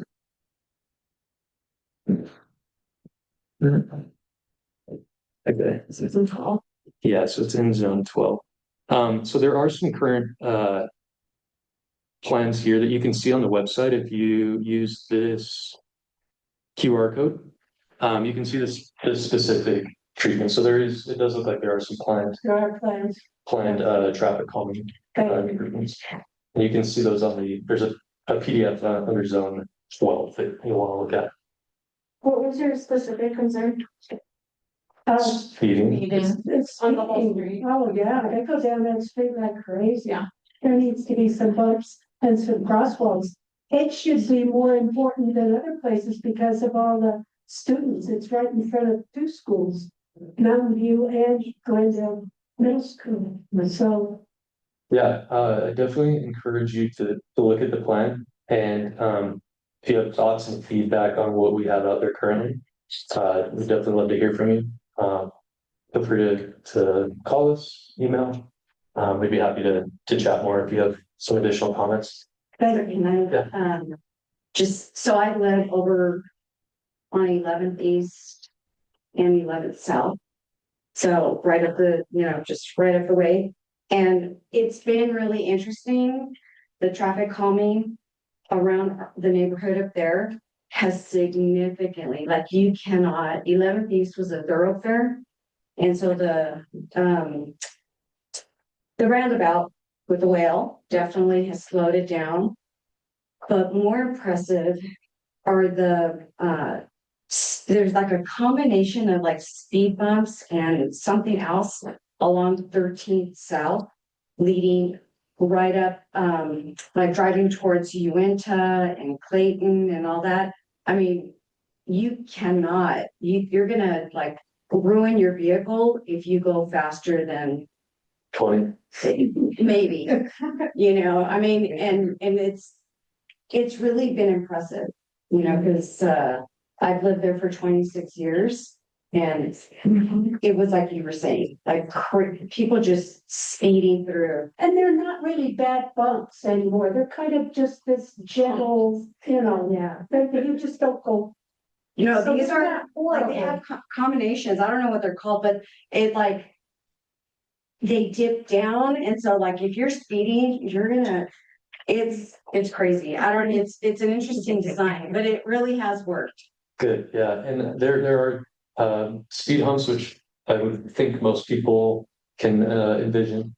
And then there's something called speed tables, which is another traffic calming tool that we use. And those are actually pretty common to be used on routes where there are buses, because the buses prefer to go over a more shallow kind of speed table rather than a bump. It's a little easier on their vehicles. So there's a lot of different tools that we can use. I'm gonna keep moving here. I think I'm taking up a lot of time.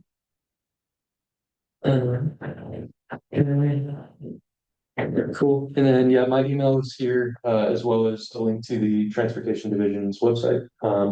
Feel free to reach out via email, and we'd love to hear from you if you have any additional feedback on the stuff we shared tonight.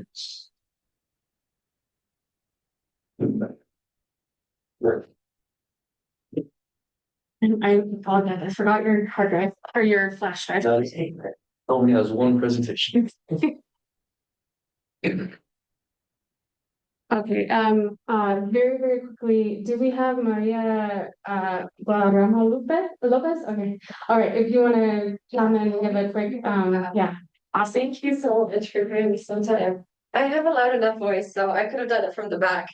Hi everyone, my name is Maria Guadarrama. I am hosting Salt Lake City's first bilingual book fair. It's going to be down the road at Sorensen Unity Center. And I just wanted to invite your community. I've left some flyers in the bag. Oh yeah, we have one excited back there. And really, also just wanted to say that Glendale Elementary School, I think their kids have a mariachi band that they started a couple years ago, so they're gonna come out and present.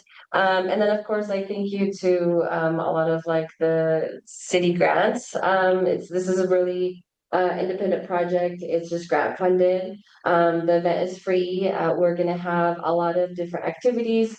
We're gonna have writing workshops. We're gonna have panelists kind of talk about what they've written, but also I tied a bit of educational piece to this because in January I saw a report that came out that Utah is one of our lowest, has one of the lowest rates in reading, and with that, about 50% of that includes Hispanic, Latino children, and so this project is really to just enhance like literacy rates, but also very much connected to language. Being bilingual and bicultural, I think is very important as you go through school and even into college, right? Sometimes I think like that determines how safe and welcome we feel as a bicultural community. So it's a little bit of everything. I think it has like literature, fun activities. We're gonna have food, music. So I just wanted to invite the community. Thank you for giving me this space. I'm happy to send this through a PDF as well. And if you guys have any questions, please feel free to reach out. We are Libro Fest. So we're on Instagram and Facebook if you guys want to follow us. And yeah, thank you. Jennifer, can you present what really touched her? Yeah, sure. Here, I'll make it really fast. Okay, before we do community organization updates, Billy's. Oh, sure. Good. Okay, you want me to do it now or not? Okay. Our planner looks like this. I'm Stewardship Utah, I'm also secretary here, but we're Stewardship Utah. We're doing this year's first U.S. Congressional District 1 debate for our new congressional district that now sits squarely inside of Salt Lake City. So most of the candidates, if not most of pretty much all the front running candidates have already signed up, and they're going to be there for the debate. It's going to be hosted by Ben Winslow from Channel 13. It's on the 22nd. It's at Church and State downtown. And we have some flyers in the back. I have put some flyers back there, a little QR code. It's no charge, but you do want to RSVP because it might fill up and the seats might go away. So, okay. Yes, it's gonna go on. Thank you so much.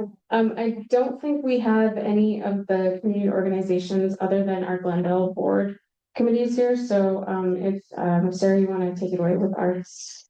Take it away. Forgot my notes, of course. So I'll just wing it. Hello. I'm Sarah. I feel like I'm gonna do a rock and roll concert. Let's see, I'm the treasurer.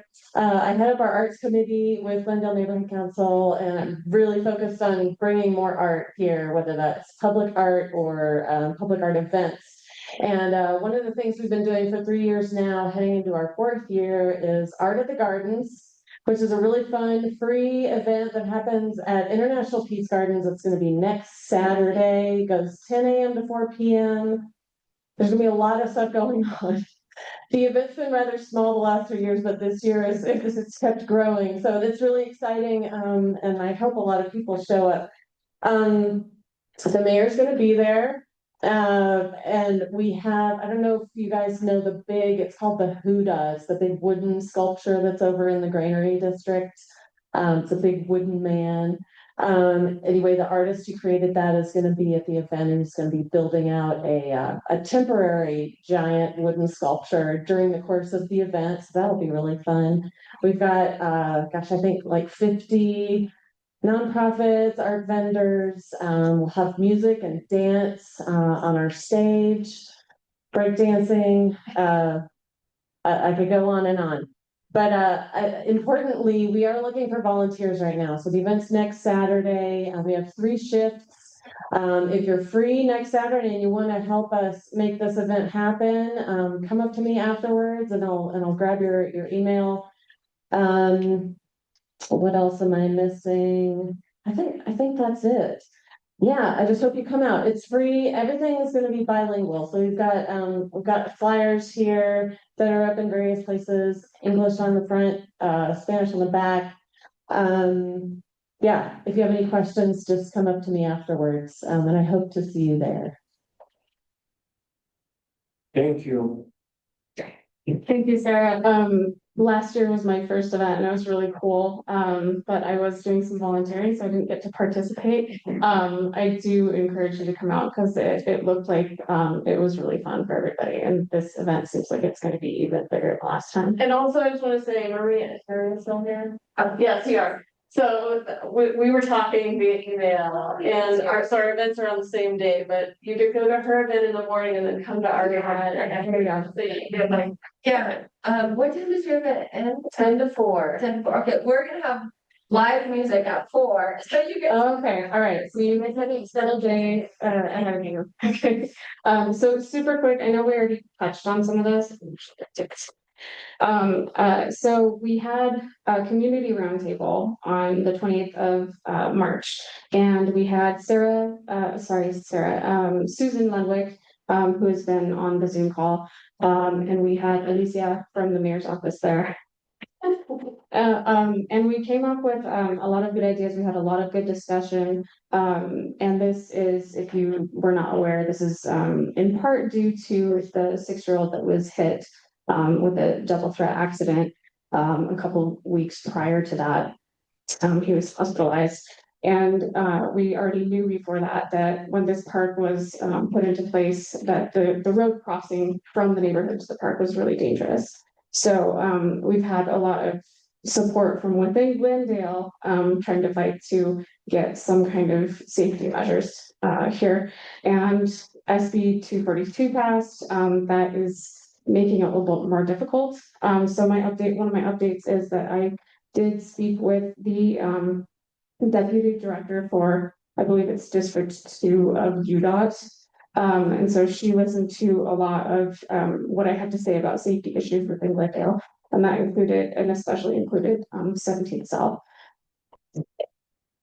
That also actually included potentially putting in a crosswalk on Redwood Road in between Indiana and California, which is also something that people have been asking for as development is increasing, and people are having to cross really busy, really wide streets. So we would love to take 17th South down to 1 lane, 1 way and 1 lane, so 3 lanes total with the center lane. we'll see if that happens. That's gonna be a lot more difficult to do. But we are hoping that we'll at least be able, it sounds like UDOT is okay with putting in that hawk, and they're also very aware that we have that issue, with crossing at Concord to directly into the park, where the playground is. Apart from that, we tried to see if we could do an adopt a crosswalk, which is where, you have flags on either side, so at least we have something. Unfortunately, it requires ADA curb cuts, and so we can't do that at Concord. But I've personally purchased two of these little, slow guys. So, I just need to, they're gonna come in the next couple of days and I'll, buy some sand and fill them up. Please don't steal them. They're kind of expensive, but, I'm gonna just have them on either side there. And we'll see what happens. If you're interested in, donations to help fund this, I did actually apply for funding through the company that makes this. They have like, something for nonprofits, so I put that in and it's like, please help. If you can, because we don't have, our Glendale, Neighborhood Council does not have a budget for anything. So I don't wanna ask for donations every meeting, but, if you are able to, if you go to the front page of our website, halfway down, there's, you can, give some donations to help, specifically with this, that would be great. And then I will also be relaying the resident comments that we collected at that meeting at the next city council public meeting next week. It's gonna be tricky because that's also the West Side Coalition's annual meeting, but I will make it work. And is there any other questions? Probably on a lot. We had a lot of discussion about that today. So it's, and this is what the donation looks like if you want to. Okay, so I know we have a lot of, updates still. Council member, I don't know if you wanted to come up. Yeah. Thank you for having me. It reminds me, CIP is going to be discussed in the next month and a half or so. So CIP is a good opportunity to try to steer some fund for this. But be aware, things take forever, right? Those hot lines by Glendale Park, I moved that money away almost 3.5 years ago. And they are putting now the RP to put those hot lights across Jordan Park. Certainly the council doesn't have authority over that. We can set money aside and the mayor administration goes through the process, right? But things are moving in the right direction. So CIP is a good opportunity. It's going to come very soon. That's when council has all authority to move money around. Potentially we can fund things now to, in case they don't know what CIP. capital improvement projects. So it's where it's usually it is the opportunity for community driven projects to be funded. Not everything gets funded because there's not a lot of money. This is probably one of the only municipalities in the state that has the opportunity for community to fund their own projects. When it's about road safety, we actually have a rubric to go along with that, because obviously neighborhoods that are more connected with the system, if that was the only metric, then you get east side, to be completely sincere, you get every crosswalk and everything you want to see, you get it funded right on the east side. But the rubric is based on accidents, congestion. So there is a rubric about all of that, even the road quality, and then based on that, you get projects funded or not. That's where they were talking about the zones, the transportation uses. That is putting which areas of the city are more dangerous. Unfortunately, we have a lot of those in the west side, so the city is putting a lot of money into the west side right now. And that was a plan that we adopted a couple of years ago, to fund. That's where you see a lot of those improvements in our part of town. So I don't know, maybe I just ask for questions, because I have a lot of things that I could talk about, but maybe there's some community questions that I could answer. I just want to say thank you very much for hardworking. The way you say I like it, because you can west side, because we live on the west side. Our community live on the west side, so Thank you very much again. Just keep working very hard, putting more resources on the website. Make sure our people understand. Yeah, thank you. You reminded me, yesterday and the week before, we discussed CBDG, which is basically federal money that comes to cities. This is the only money that comes through cities to organizations in the community. We were allocating the funding and deciding ourselves which organization will get funded. We moved some money for organizations like yours, do quite a bit of money. We still haven't done the final vote, but we already been shifting money around for those organizations. This is federal money that starting with this administration, it's not guaranteed in the future. It may not happen, but fortunately we still have it. And then we allocated funding our future dollars, which is the tax that we'll pay for having the prison in our city. So it's money that we get to benefit our community through that money. It was part of the negotiation to get the prison back in the day. So we allocated that money initially. We still haven't done the final vote. And that was a discussion later. That's part of the discussion yesterday. Any other questions, specific projects or ideas? I just want to say that if you're not familiar with CIP, I encourage you to look it up because an individual can apply for a CIP grant. The money doesn't go to you, but you can advocate for a project and then the city will fund it. So it's a really important way for the community to have an impact on the city. So just if you're not familiar with CIP, just look it up. I encourage you to. And my colleagues have been way too nice with me since I've been on the council. And I've been able to shift a lot of the CIP for all the neighborhoods into ours. We had record CIP funded amounts in the last 4 years, about in the tune of $20 million. But it's going to take a while for many of those to actually be shovels on the ground because there is a long process. So sometimes you have to fund the study and then you have to find the contractor, seek public feedback. All of that takes years and years and years, but we are seeing some of those projects sort of come to fruition. So excited to see.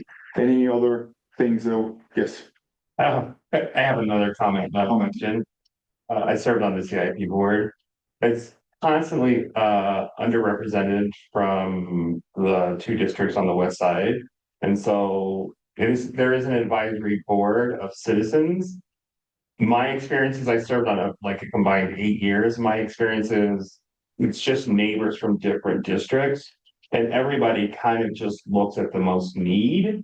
And it was one of the best experiences in discussion and advocacy and all that. So I just wanted to throw that out there because I used to just try to get somebody to replace me on that board multiple times over and over again. And people don't, it's not the sexiest sell, go to meetings and just sit in meetings. So, but it is a really good experience and it feels really good because you're advocating for your neighborhood. That's how we got the backup generator for the Sorensen Center. That's how we got the improvements when we were seeing a dilapidation of the Peace Gardens and we got speed humps on 800 West. Yeah, and the traffic light in front of Chapman. All of those were CIP grants that came through. So just wanted to encourage anybody that wants to run, get on that board. I did my turn. You do yours. Yeah. There's a lot of points on that have sometimes spots on District 1, District 2. So there is a website that tracks all the boards. So if you have any desires to help, there's a stipend to join the board, which is a new thing that we added on recently. It doesn't help a ton, but the idea is to just recognize a little bit that it's an effort from all of you to participate, but we don't do it for the money. Certainly we're not doing it for the money. Right? So any other thoughts or questions? I don't check spot, but would you be able to maybe sometime in the near future kind of walk us through what the city council kind of is thinking about development in Glendale? I know we have the West Side Master Plan, and I think it's from 2014, so it's a little aged. And so we've seen some development go in, but it would be really good to get an idea, like from the city council's perspective, where they see Glendale going in the next like 10 years or so. So you could put me on the spot anytime. So I mean that's my role. But the development, and I think that was mentioned here earlier, but there is a shortage of housing across the board. And we know that housing, like any other product, the more that it is, the cheaper it is. And we also understand that neighborhoods need to sort of, single family neighborhoods have their own vibe. And, there is a benefit of family neighborhoods, but there is a need to utilize our land better. And you have seen it across the board and how the city has shifted zoning in the last 2 years. We have made dramatic changes onto our code. And certainly the last piece of the equation is up for discussion right now, which is it's called finding housing availability. I don't know. It's basically the last piece, which is talking about single family neighborhoods and what changes what we can make that are moderate, step in the right direction, but without all the pitchforks come to us and we're losing our minds about that. But there are some, we made ADUs a little more available a couple of years ago. The sky didn't fall. Those neighborhoods on the east side and the avenues, everything is fine, right? So we have to make small, moderate changes. And some of those changes are about densifying some neighborhoods a little more. And, like the discussion earlier about the proposal that is in front of us right now is a gigantic piece of land that you see. And in most cities of our size, that is several houses. And certainly we need to make sure that the impact is not so great that then it ruins everything for everybody, right? And that is what the balanced approach is we're trying to discuss. The city, neighborhoods like ours, many times don't participate as much. And this is why we want your feedback. We want to make sure that we understand that many of us were lucky to buy when we bought. Many of us are not even able to buy, they're renting. And buying a house, even in Glendale right now, is actually, on the west side, it's actually impossible for many. So trying to make that trade-off and trying to make sure that our families are able to, stay in the neighborhood, it's a hard balance. So I can make a presentation when the ordinance is coming in and present to you a little bit the major changes that is being proposed for the administration. We're certainly in the council. I feel like some of that is welcome. Some council members are struggling with it. Certainly the east side neighborhoods are struggling with it. But we will have a healthy debate soon enough. But it should happen in the next couple months, probably after the budget, which is coming soon. And then, by the way, unfortunately, bad news, and I don't want to, say everything is bad news, but it's going to be a tough budget. And the budget is presented by the administration to us. I haven't seen it yet. The mayor is going to present it soon enough. But it seems like the mayor may request from us a tax increase. And the challenge is related to cost of living, the union agreements to our employees and all our employees, police and fire, and our public employees. We negotiate those agreements and trying to make those adjustments mean that there's not enough money to make it. The council initially feels strongly the opposite about the tax increase, and I cannot talk about everybody, but as the council chair right now, I know how the majority of them feel about a tax increase, and there is a feeling against it generally. But we also understand that we cannot just make so many adjustments that ruins our services that we're providing, our police, our fire, our parks maintenance. So we're gonna be debating that in the next few months and seeing how we can make it. I know that almost every major city in the country had to make this decision. Denver fired hundreds of people. Many cities in the country have fire departments, closed departments. Made tax increases at the same time. So we are in very tough times as far as municipal costs. So we just wanted to give you the heads up. We'd love to hear your feedback. It's important, at least in these tough times, especially. So. Thank you for already on time. So thank you so much. Thank you. And I really want to make sure that we get to Detective Oliver, but Alicia, if you want to.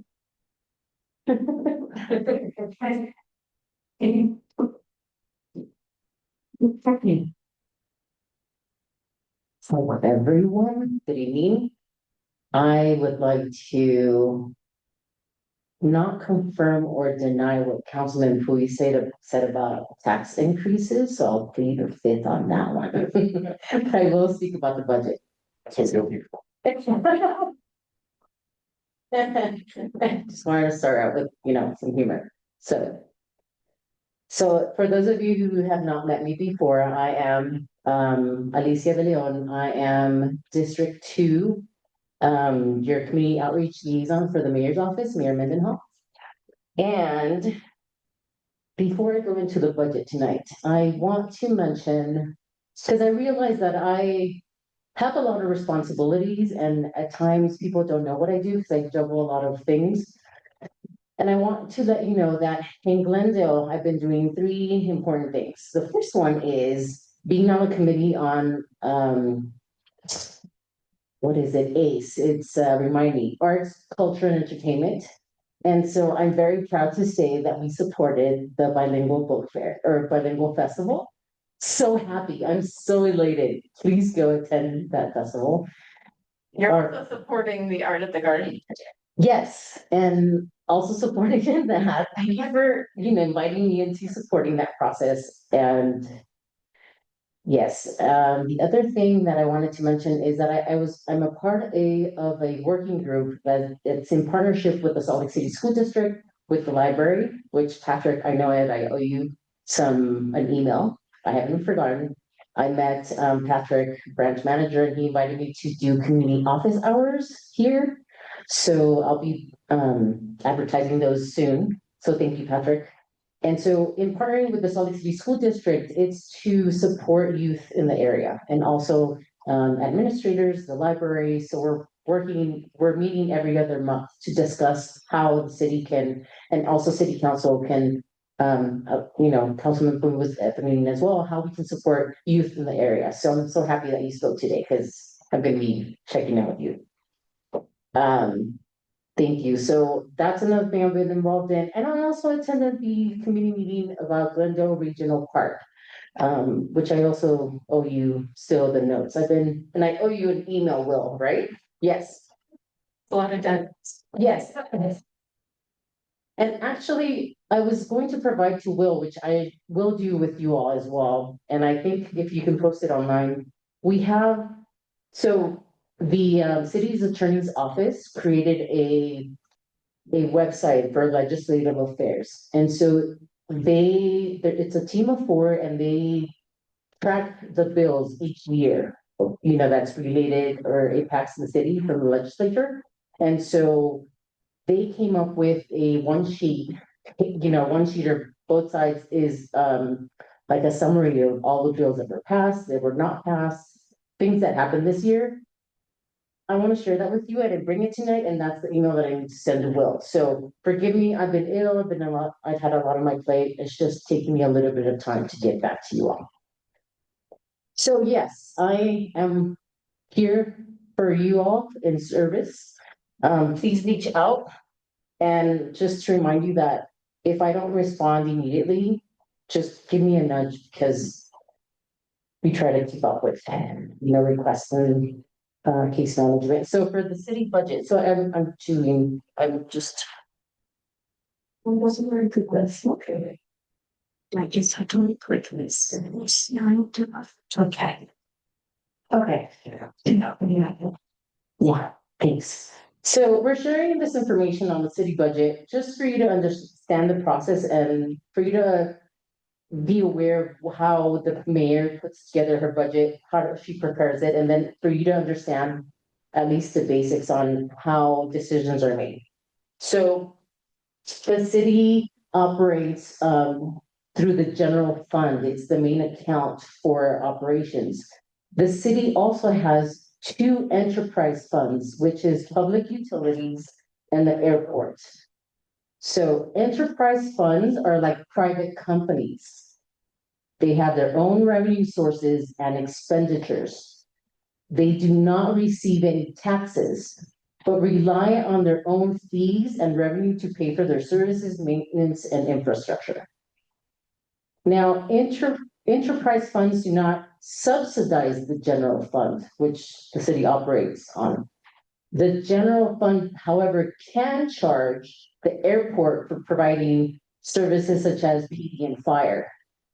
But we cannot use, the city cannot use airport revenue to pay for like park maintenance. That's very, very important for you to all take notes.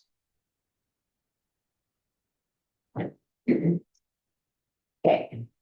So the majority of the city's general fund revenue comes from sales tax and property taxes. And sales taxes are unpredictable. It's an unpredictable source of funding because it fluctuates a lot. It's dependent on the economy and consumer spending, and it causes revenue to vary from year to year. In terms of property taxes, those are the most stable source of revenue. And since the city and other taxing entities like the county and school district gather the same amount of funding every year, as shown in the slide, the general fund is composed of two main sources of funding, which is sales tax and property taxes. So these are the two largest sources of revenue. You may notice a change in your property tax bill year to year as they recalculate each year to generate the same total amount of revenue for the city. So it's 29%. To increase the amount of property taxes gathered each year, the city must go through the truth in taxation process required by state law. So here's an example of when you all, including myself, spend about $11.75 in Salt Lake City, you end up paying $1 in sales tax. The breakdown is in the slide. So notice that over half of this bill, $1 bill, goes to the state, and then the other is distributed as follows. The city gets 23 cents for every dollar, which means that 11 cents goes to support the general fund, 6 cents is dedicated to funding our future, and 6 cents is for the downtown entertainment district. So keep this in mind as well. The city does not receive the full amount of sales taxes collected because a portion of that revenue goes into a larger state distribution pool. And it's shared with other cities across Utah that have fewer opportunities to generate their sales tax locally. So this obviously hurts the city in a way. But it also helps neighboring cities that have a smaller economy.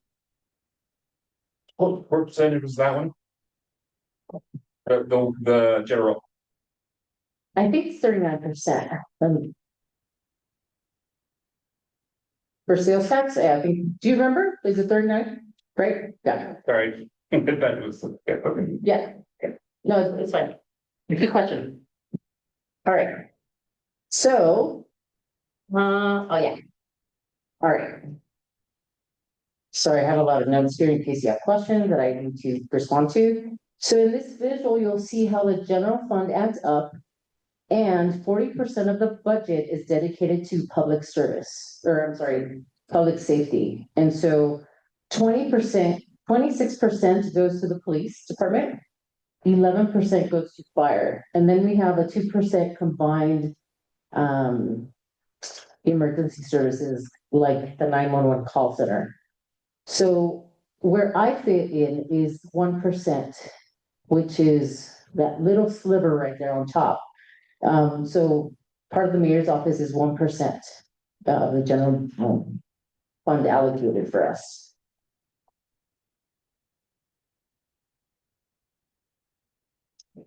Okay. So the mayor has a lot of things to consider while she's putting the budget together, and similar decisions as we all do in terms of budgeting our household. And considering inflation and in making decisions, everyday costs, the mayor is weighing on some tough choices. So for example, in thinking about weighing in on decisions, for example, federal funding has been lost this year. Should the city step in to fill the gaps with local funds or let these programs sunset? Or should the city keep police department salaries competitive to retain officers or risk losing them to other cities as our population grows? So those are conversations that are being had in the office and much more. So keep in mind that we've been in the budget process. It starts in January. The mayor prepares her budget working with all city departments. It's about 16 departments. And she considers with each department their feedback and prepares her recommended budget. I understand the legislature asked for a 5% budget cut. And so the city has been working around that as well. And like Councilman Poy mentioned, so let's see, January through March, she's discussing with city departments constantly. And then right now in the month of April, she is drafting the budget proposal based on the feedback and the discussions she's had with all city departments. And then the first Tuesday in May, she's presenting or submitting the recommended budget to city council. Now, city council reviews it in May and schedules department briefings to review the budget changes. And fill in anything information that you'd like, Councilman Pui, if I miss anything, because this is just like a brief overview.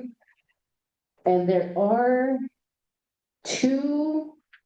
I think there are two public hearings that you can participate in. The law requires one. We have two public hearings, but we'll discuss the budget for those like pretty much almost 2 months.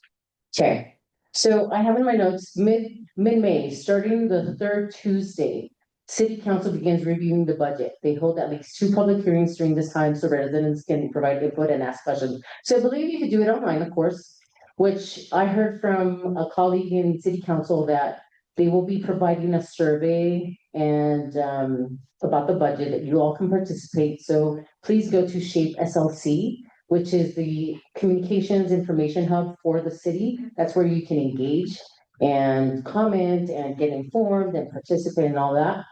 And they're gonna post the survey on there. And then you also can attend in person. The public hearings, are they at night? Yeah, there are 7 p.m. usually when our public meeting starts, Okay. but we receive comments anytime. Via email. Okay, and then, But we have during budget, we have 2 meetings a week. But those are the public meetings. We have Tuesdays and Thursdays. during the budget season? Yeah, for the council. Yeah. And that's not counting all the other meetings that we have offline, but Yeah. Tuesdays and Thursdays. Yes, thank you. So by June 30th, the council adopts a balanced budget, completing the annual budget process. One thing that I did not mention was the truth in taxation. I don't know if you want to hear about that, because I don't know if I'm running out of time, but this is the link. Well, I mean, I could comment it real quickly, but if you want a more in-depth explanation, you can scan the QR code. You can visit the website. You always have access to the full budget book online. That's part of our transparency process. The book is about close to 400 pages. So, but it has a good table of content. So if you're interested in a specific area of the city, you can go straight to it. Okay. And yeah, you can keep on sending comments to the mayor through us, however possible. And then you have my contact information. And that's the delivery for tonight. Do you have any questions or comments for me? Not pertaining to this or pertaining to this? I want to say thank you very much for giving us update. I know you live on this side, but thank you again. Thank you. Gracias. Gracias. Okay, good, thank you. Bye. Thank you. Okay, Detective Oliver, did you want to come up? Yeah, I'll make it real quick. Okay, awesome. There was some concerns of shooting that happened 3 days ago, 4 days ago. The suspect has been arrested. He's facing several felony charges. It was a unwanted guest at a family party.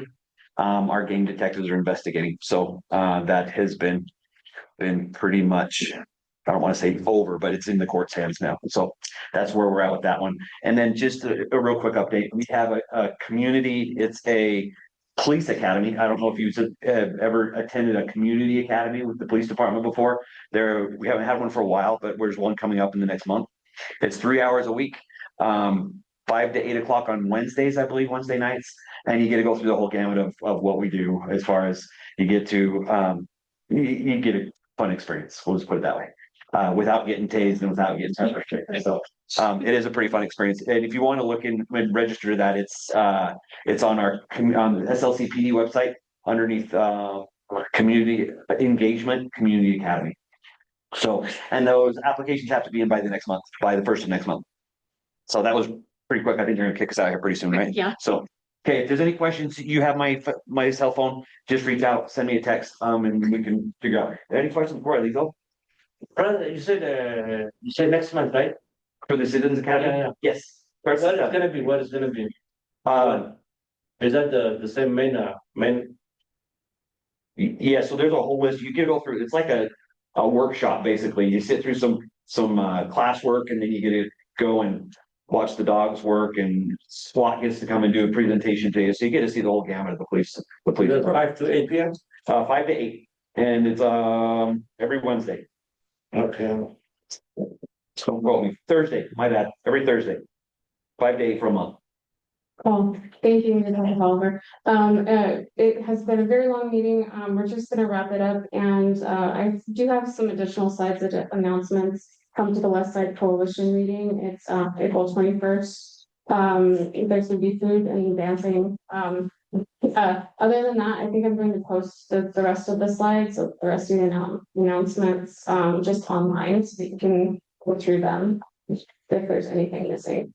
So. I just want to add, anything, we do, like any type of event we're doing, so it has to be like type of like, halal food. There's a lot of people, living on the west side, especially Muslims. So we just want to kind of everyone knows so much. So if I do events, so I always bring the halal food. Yeah, that's a good point. I don't think that red iguana is.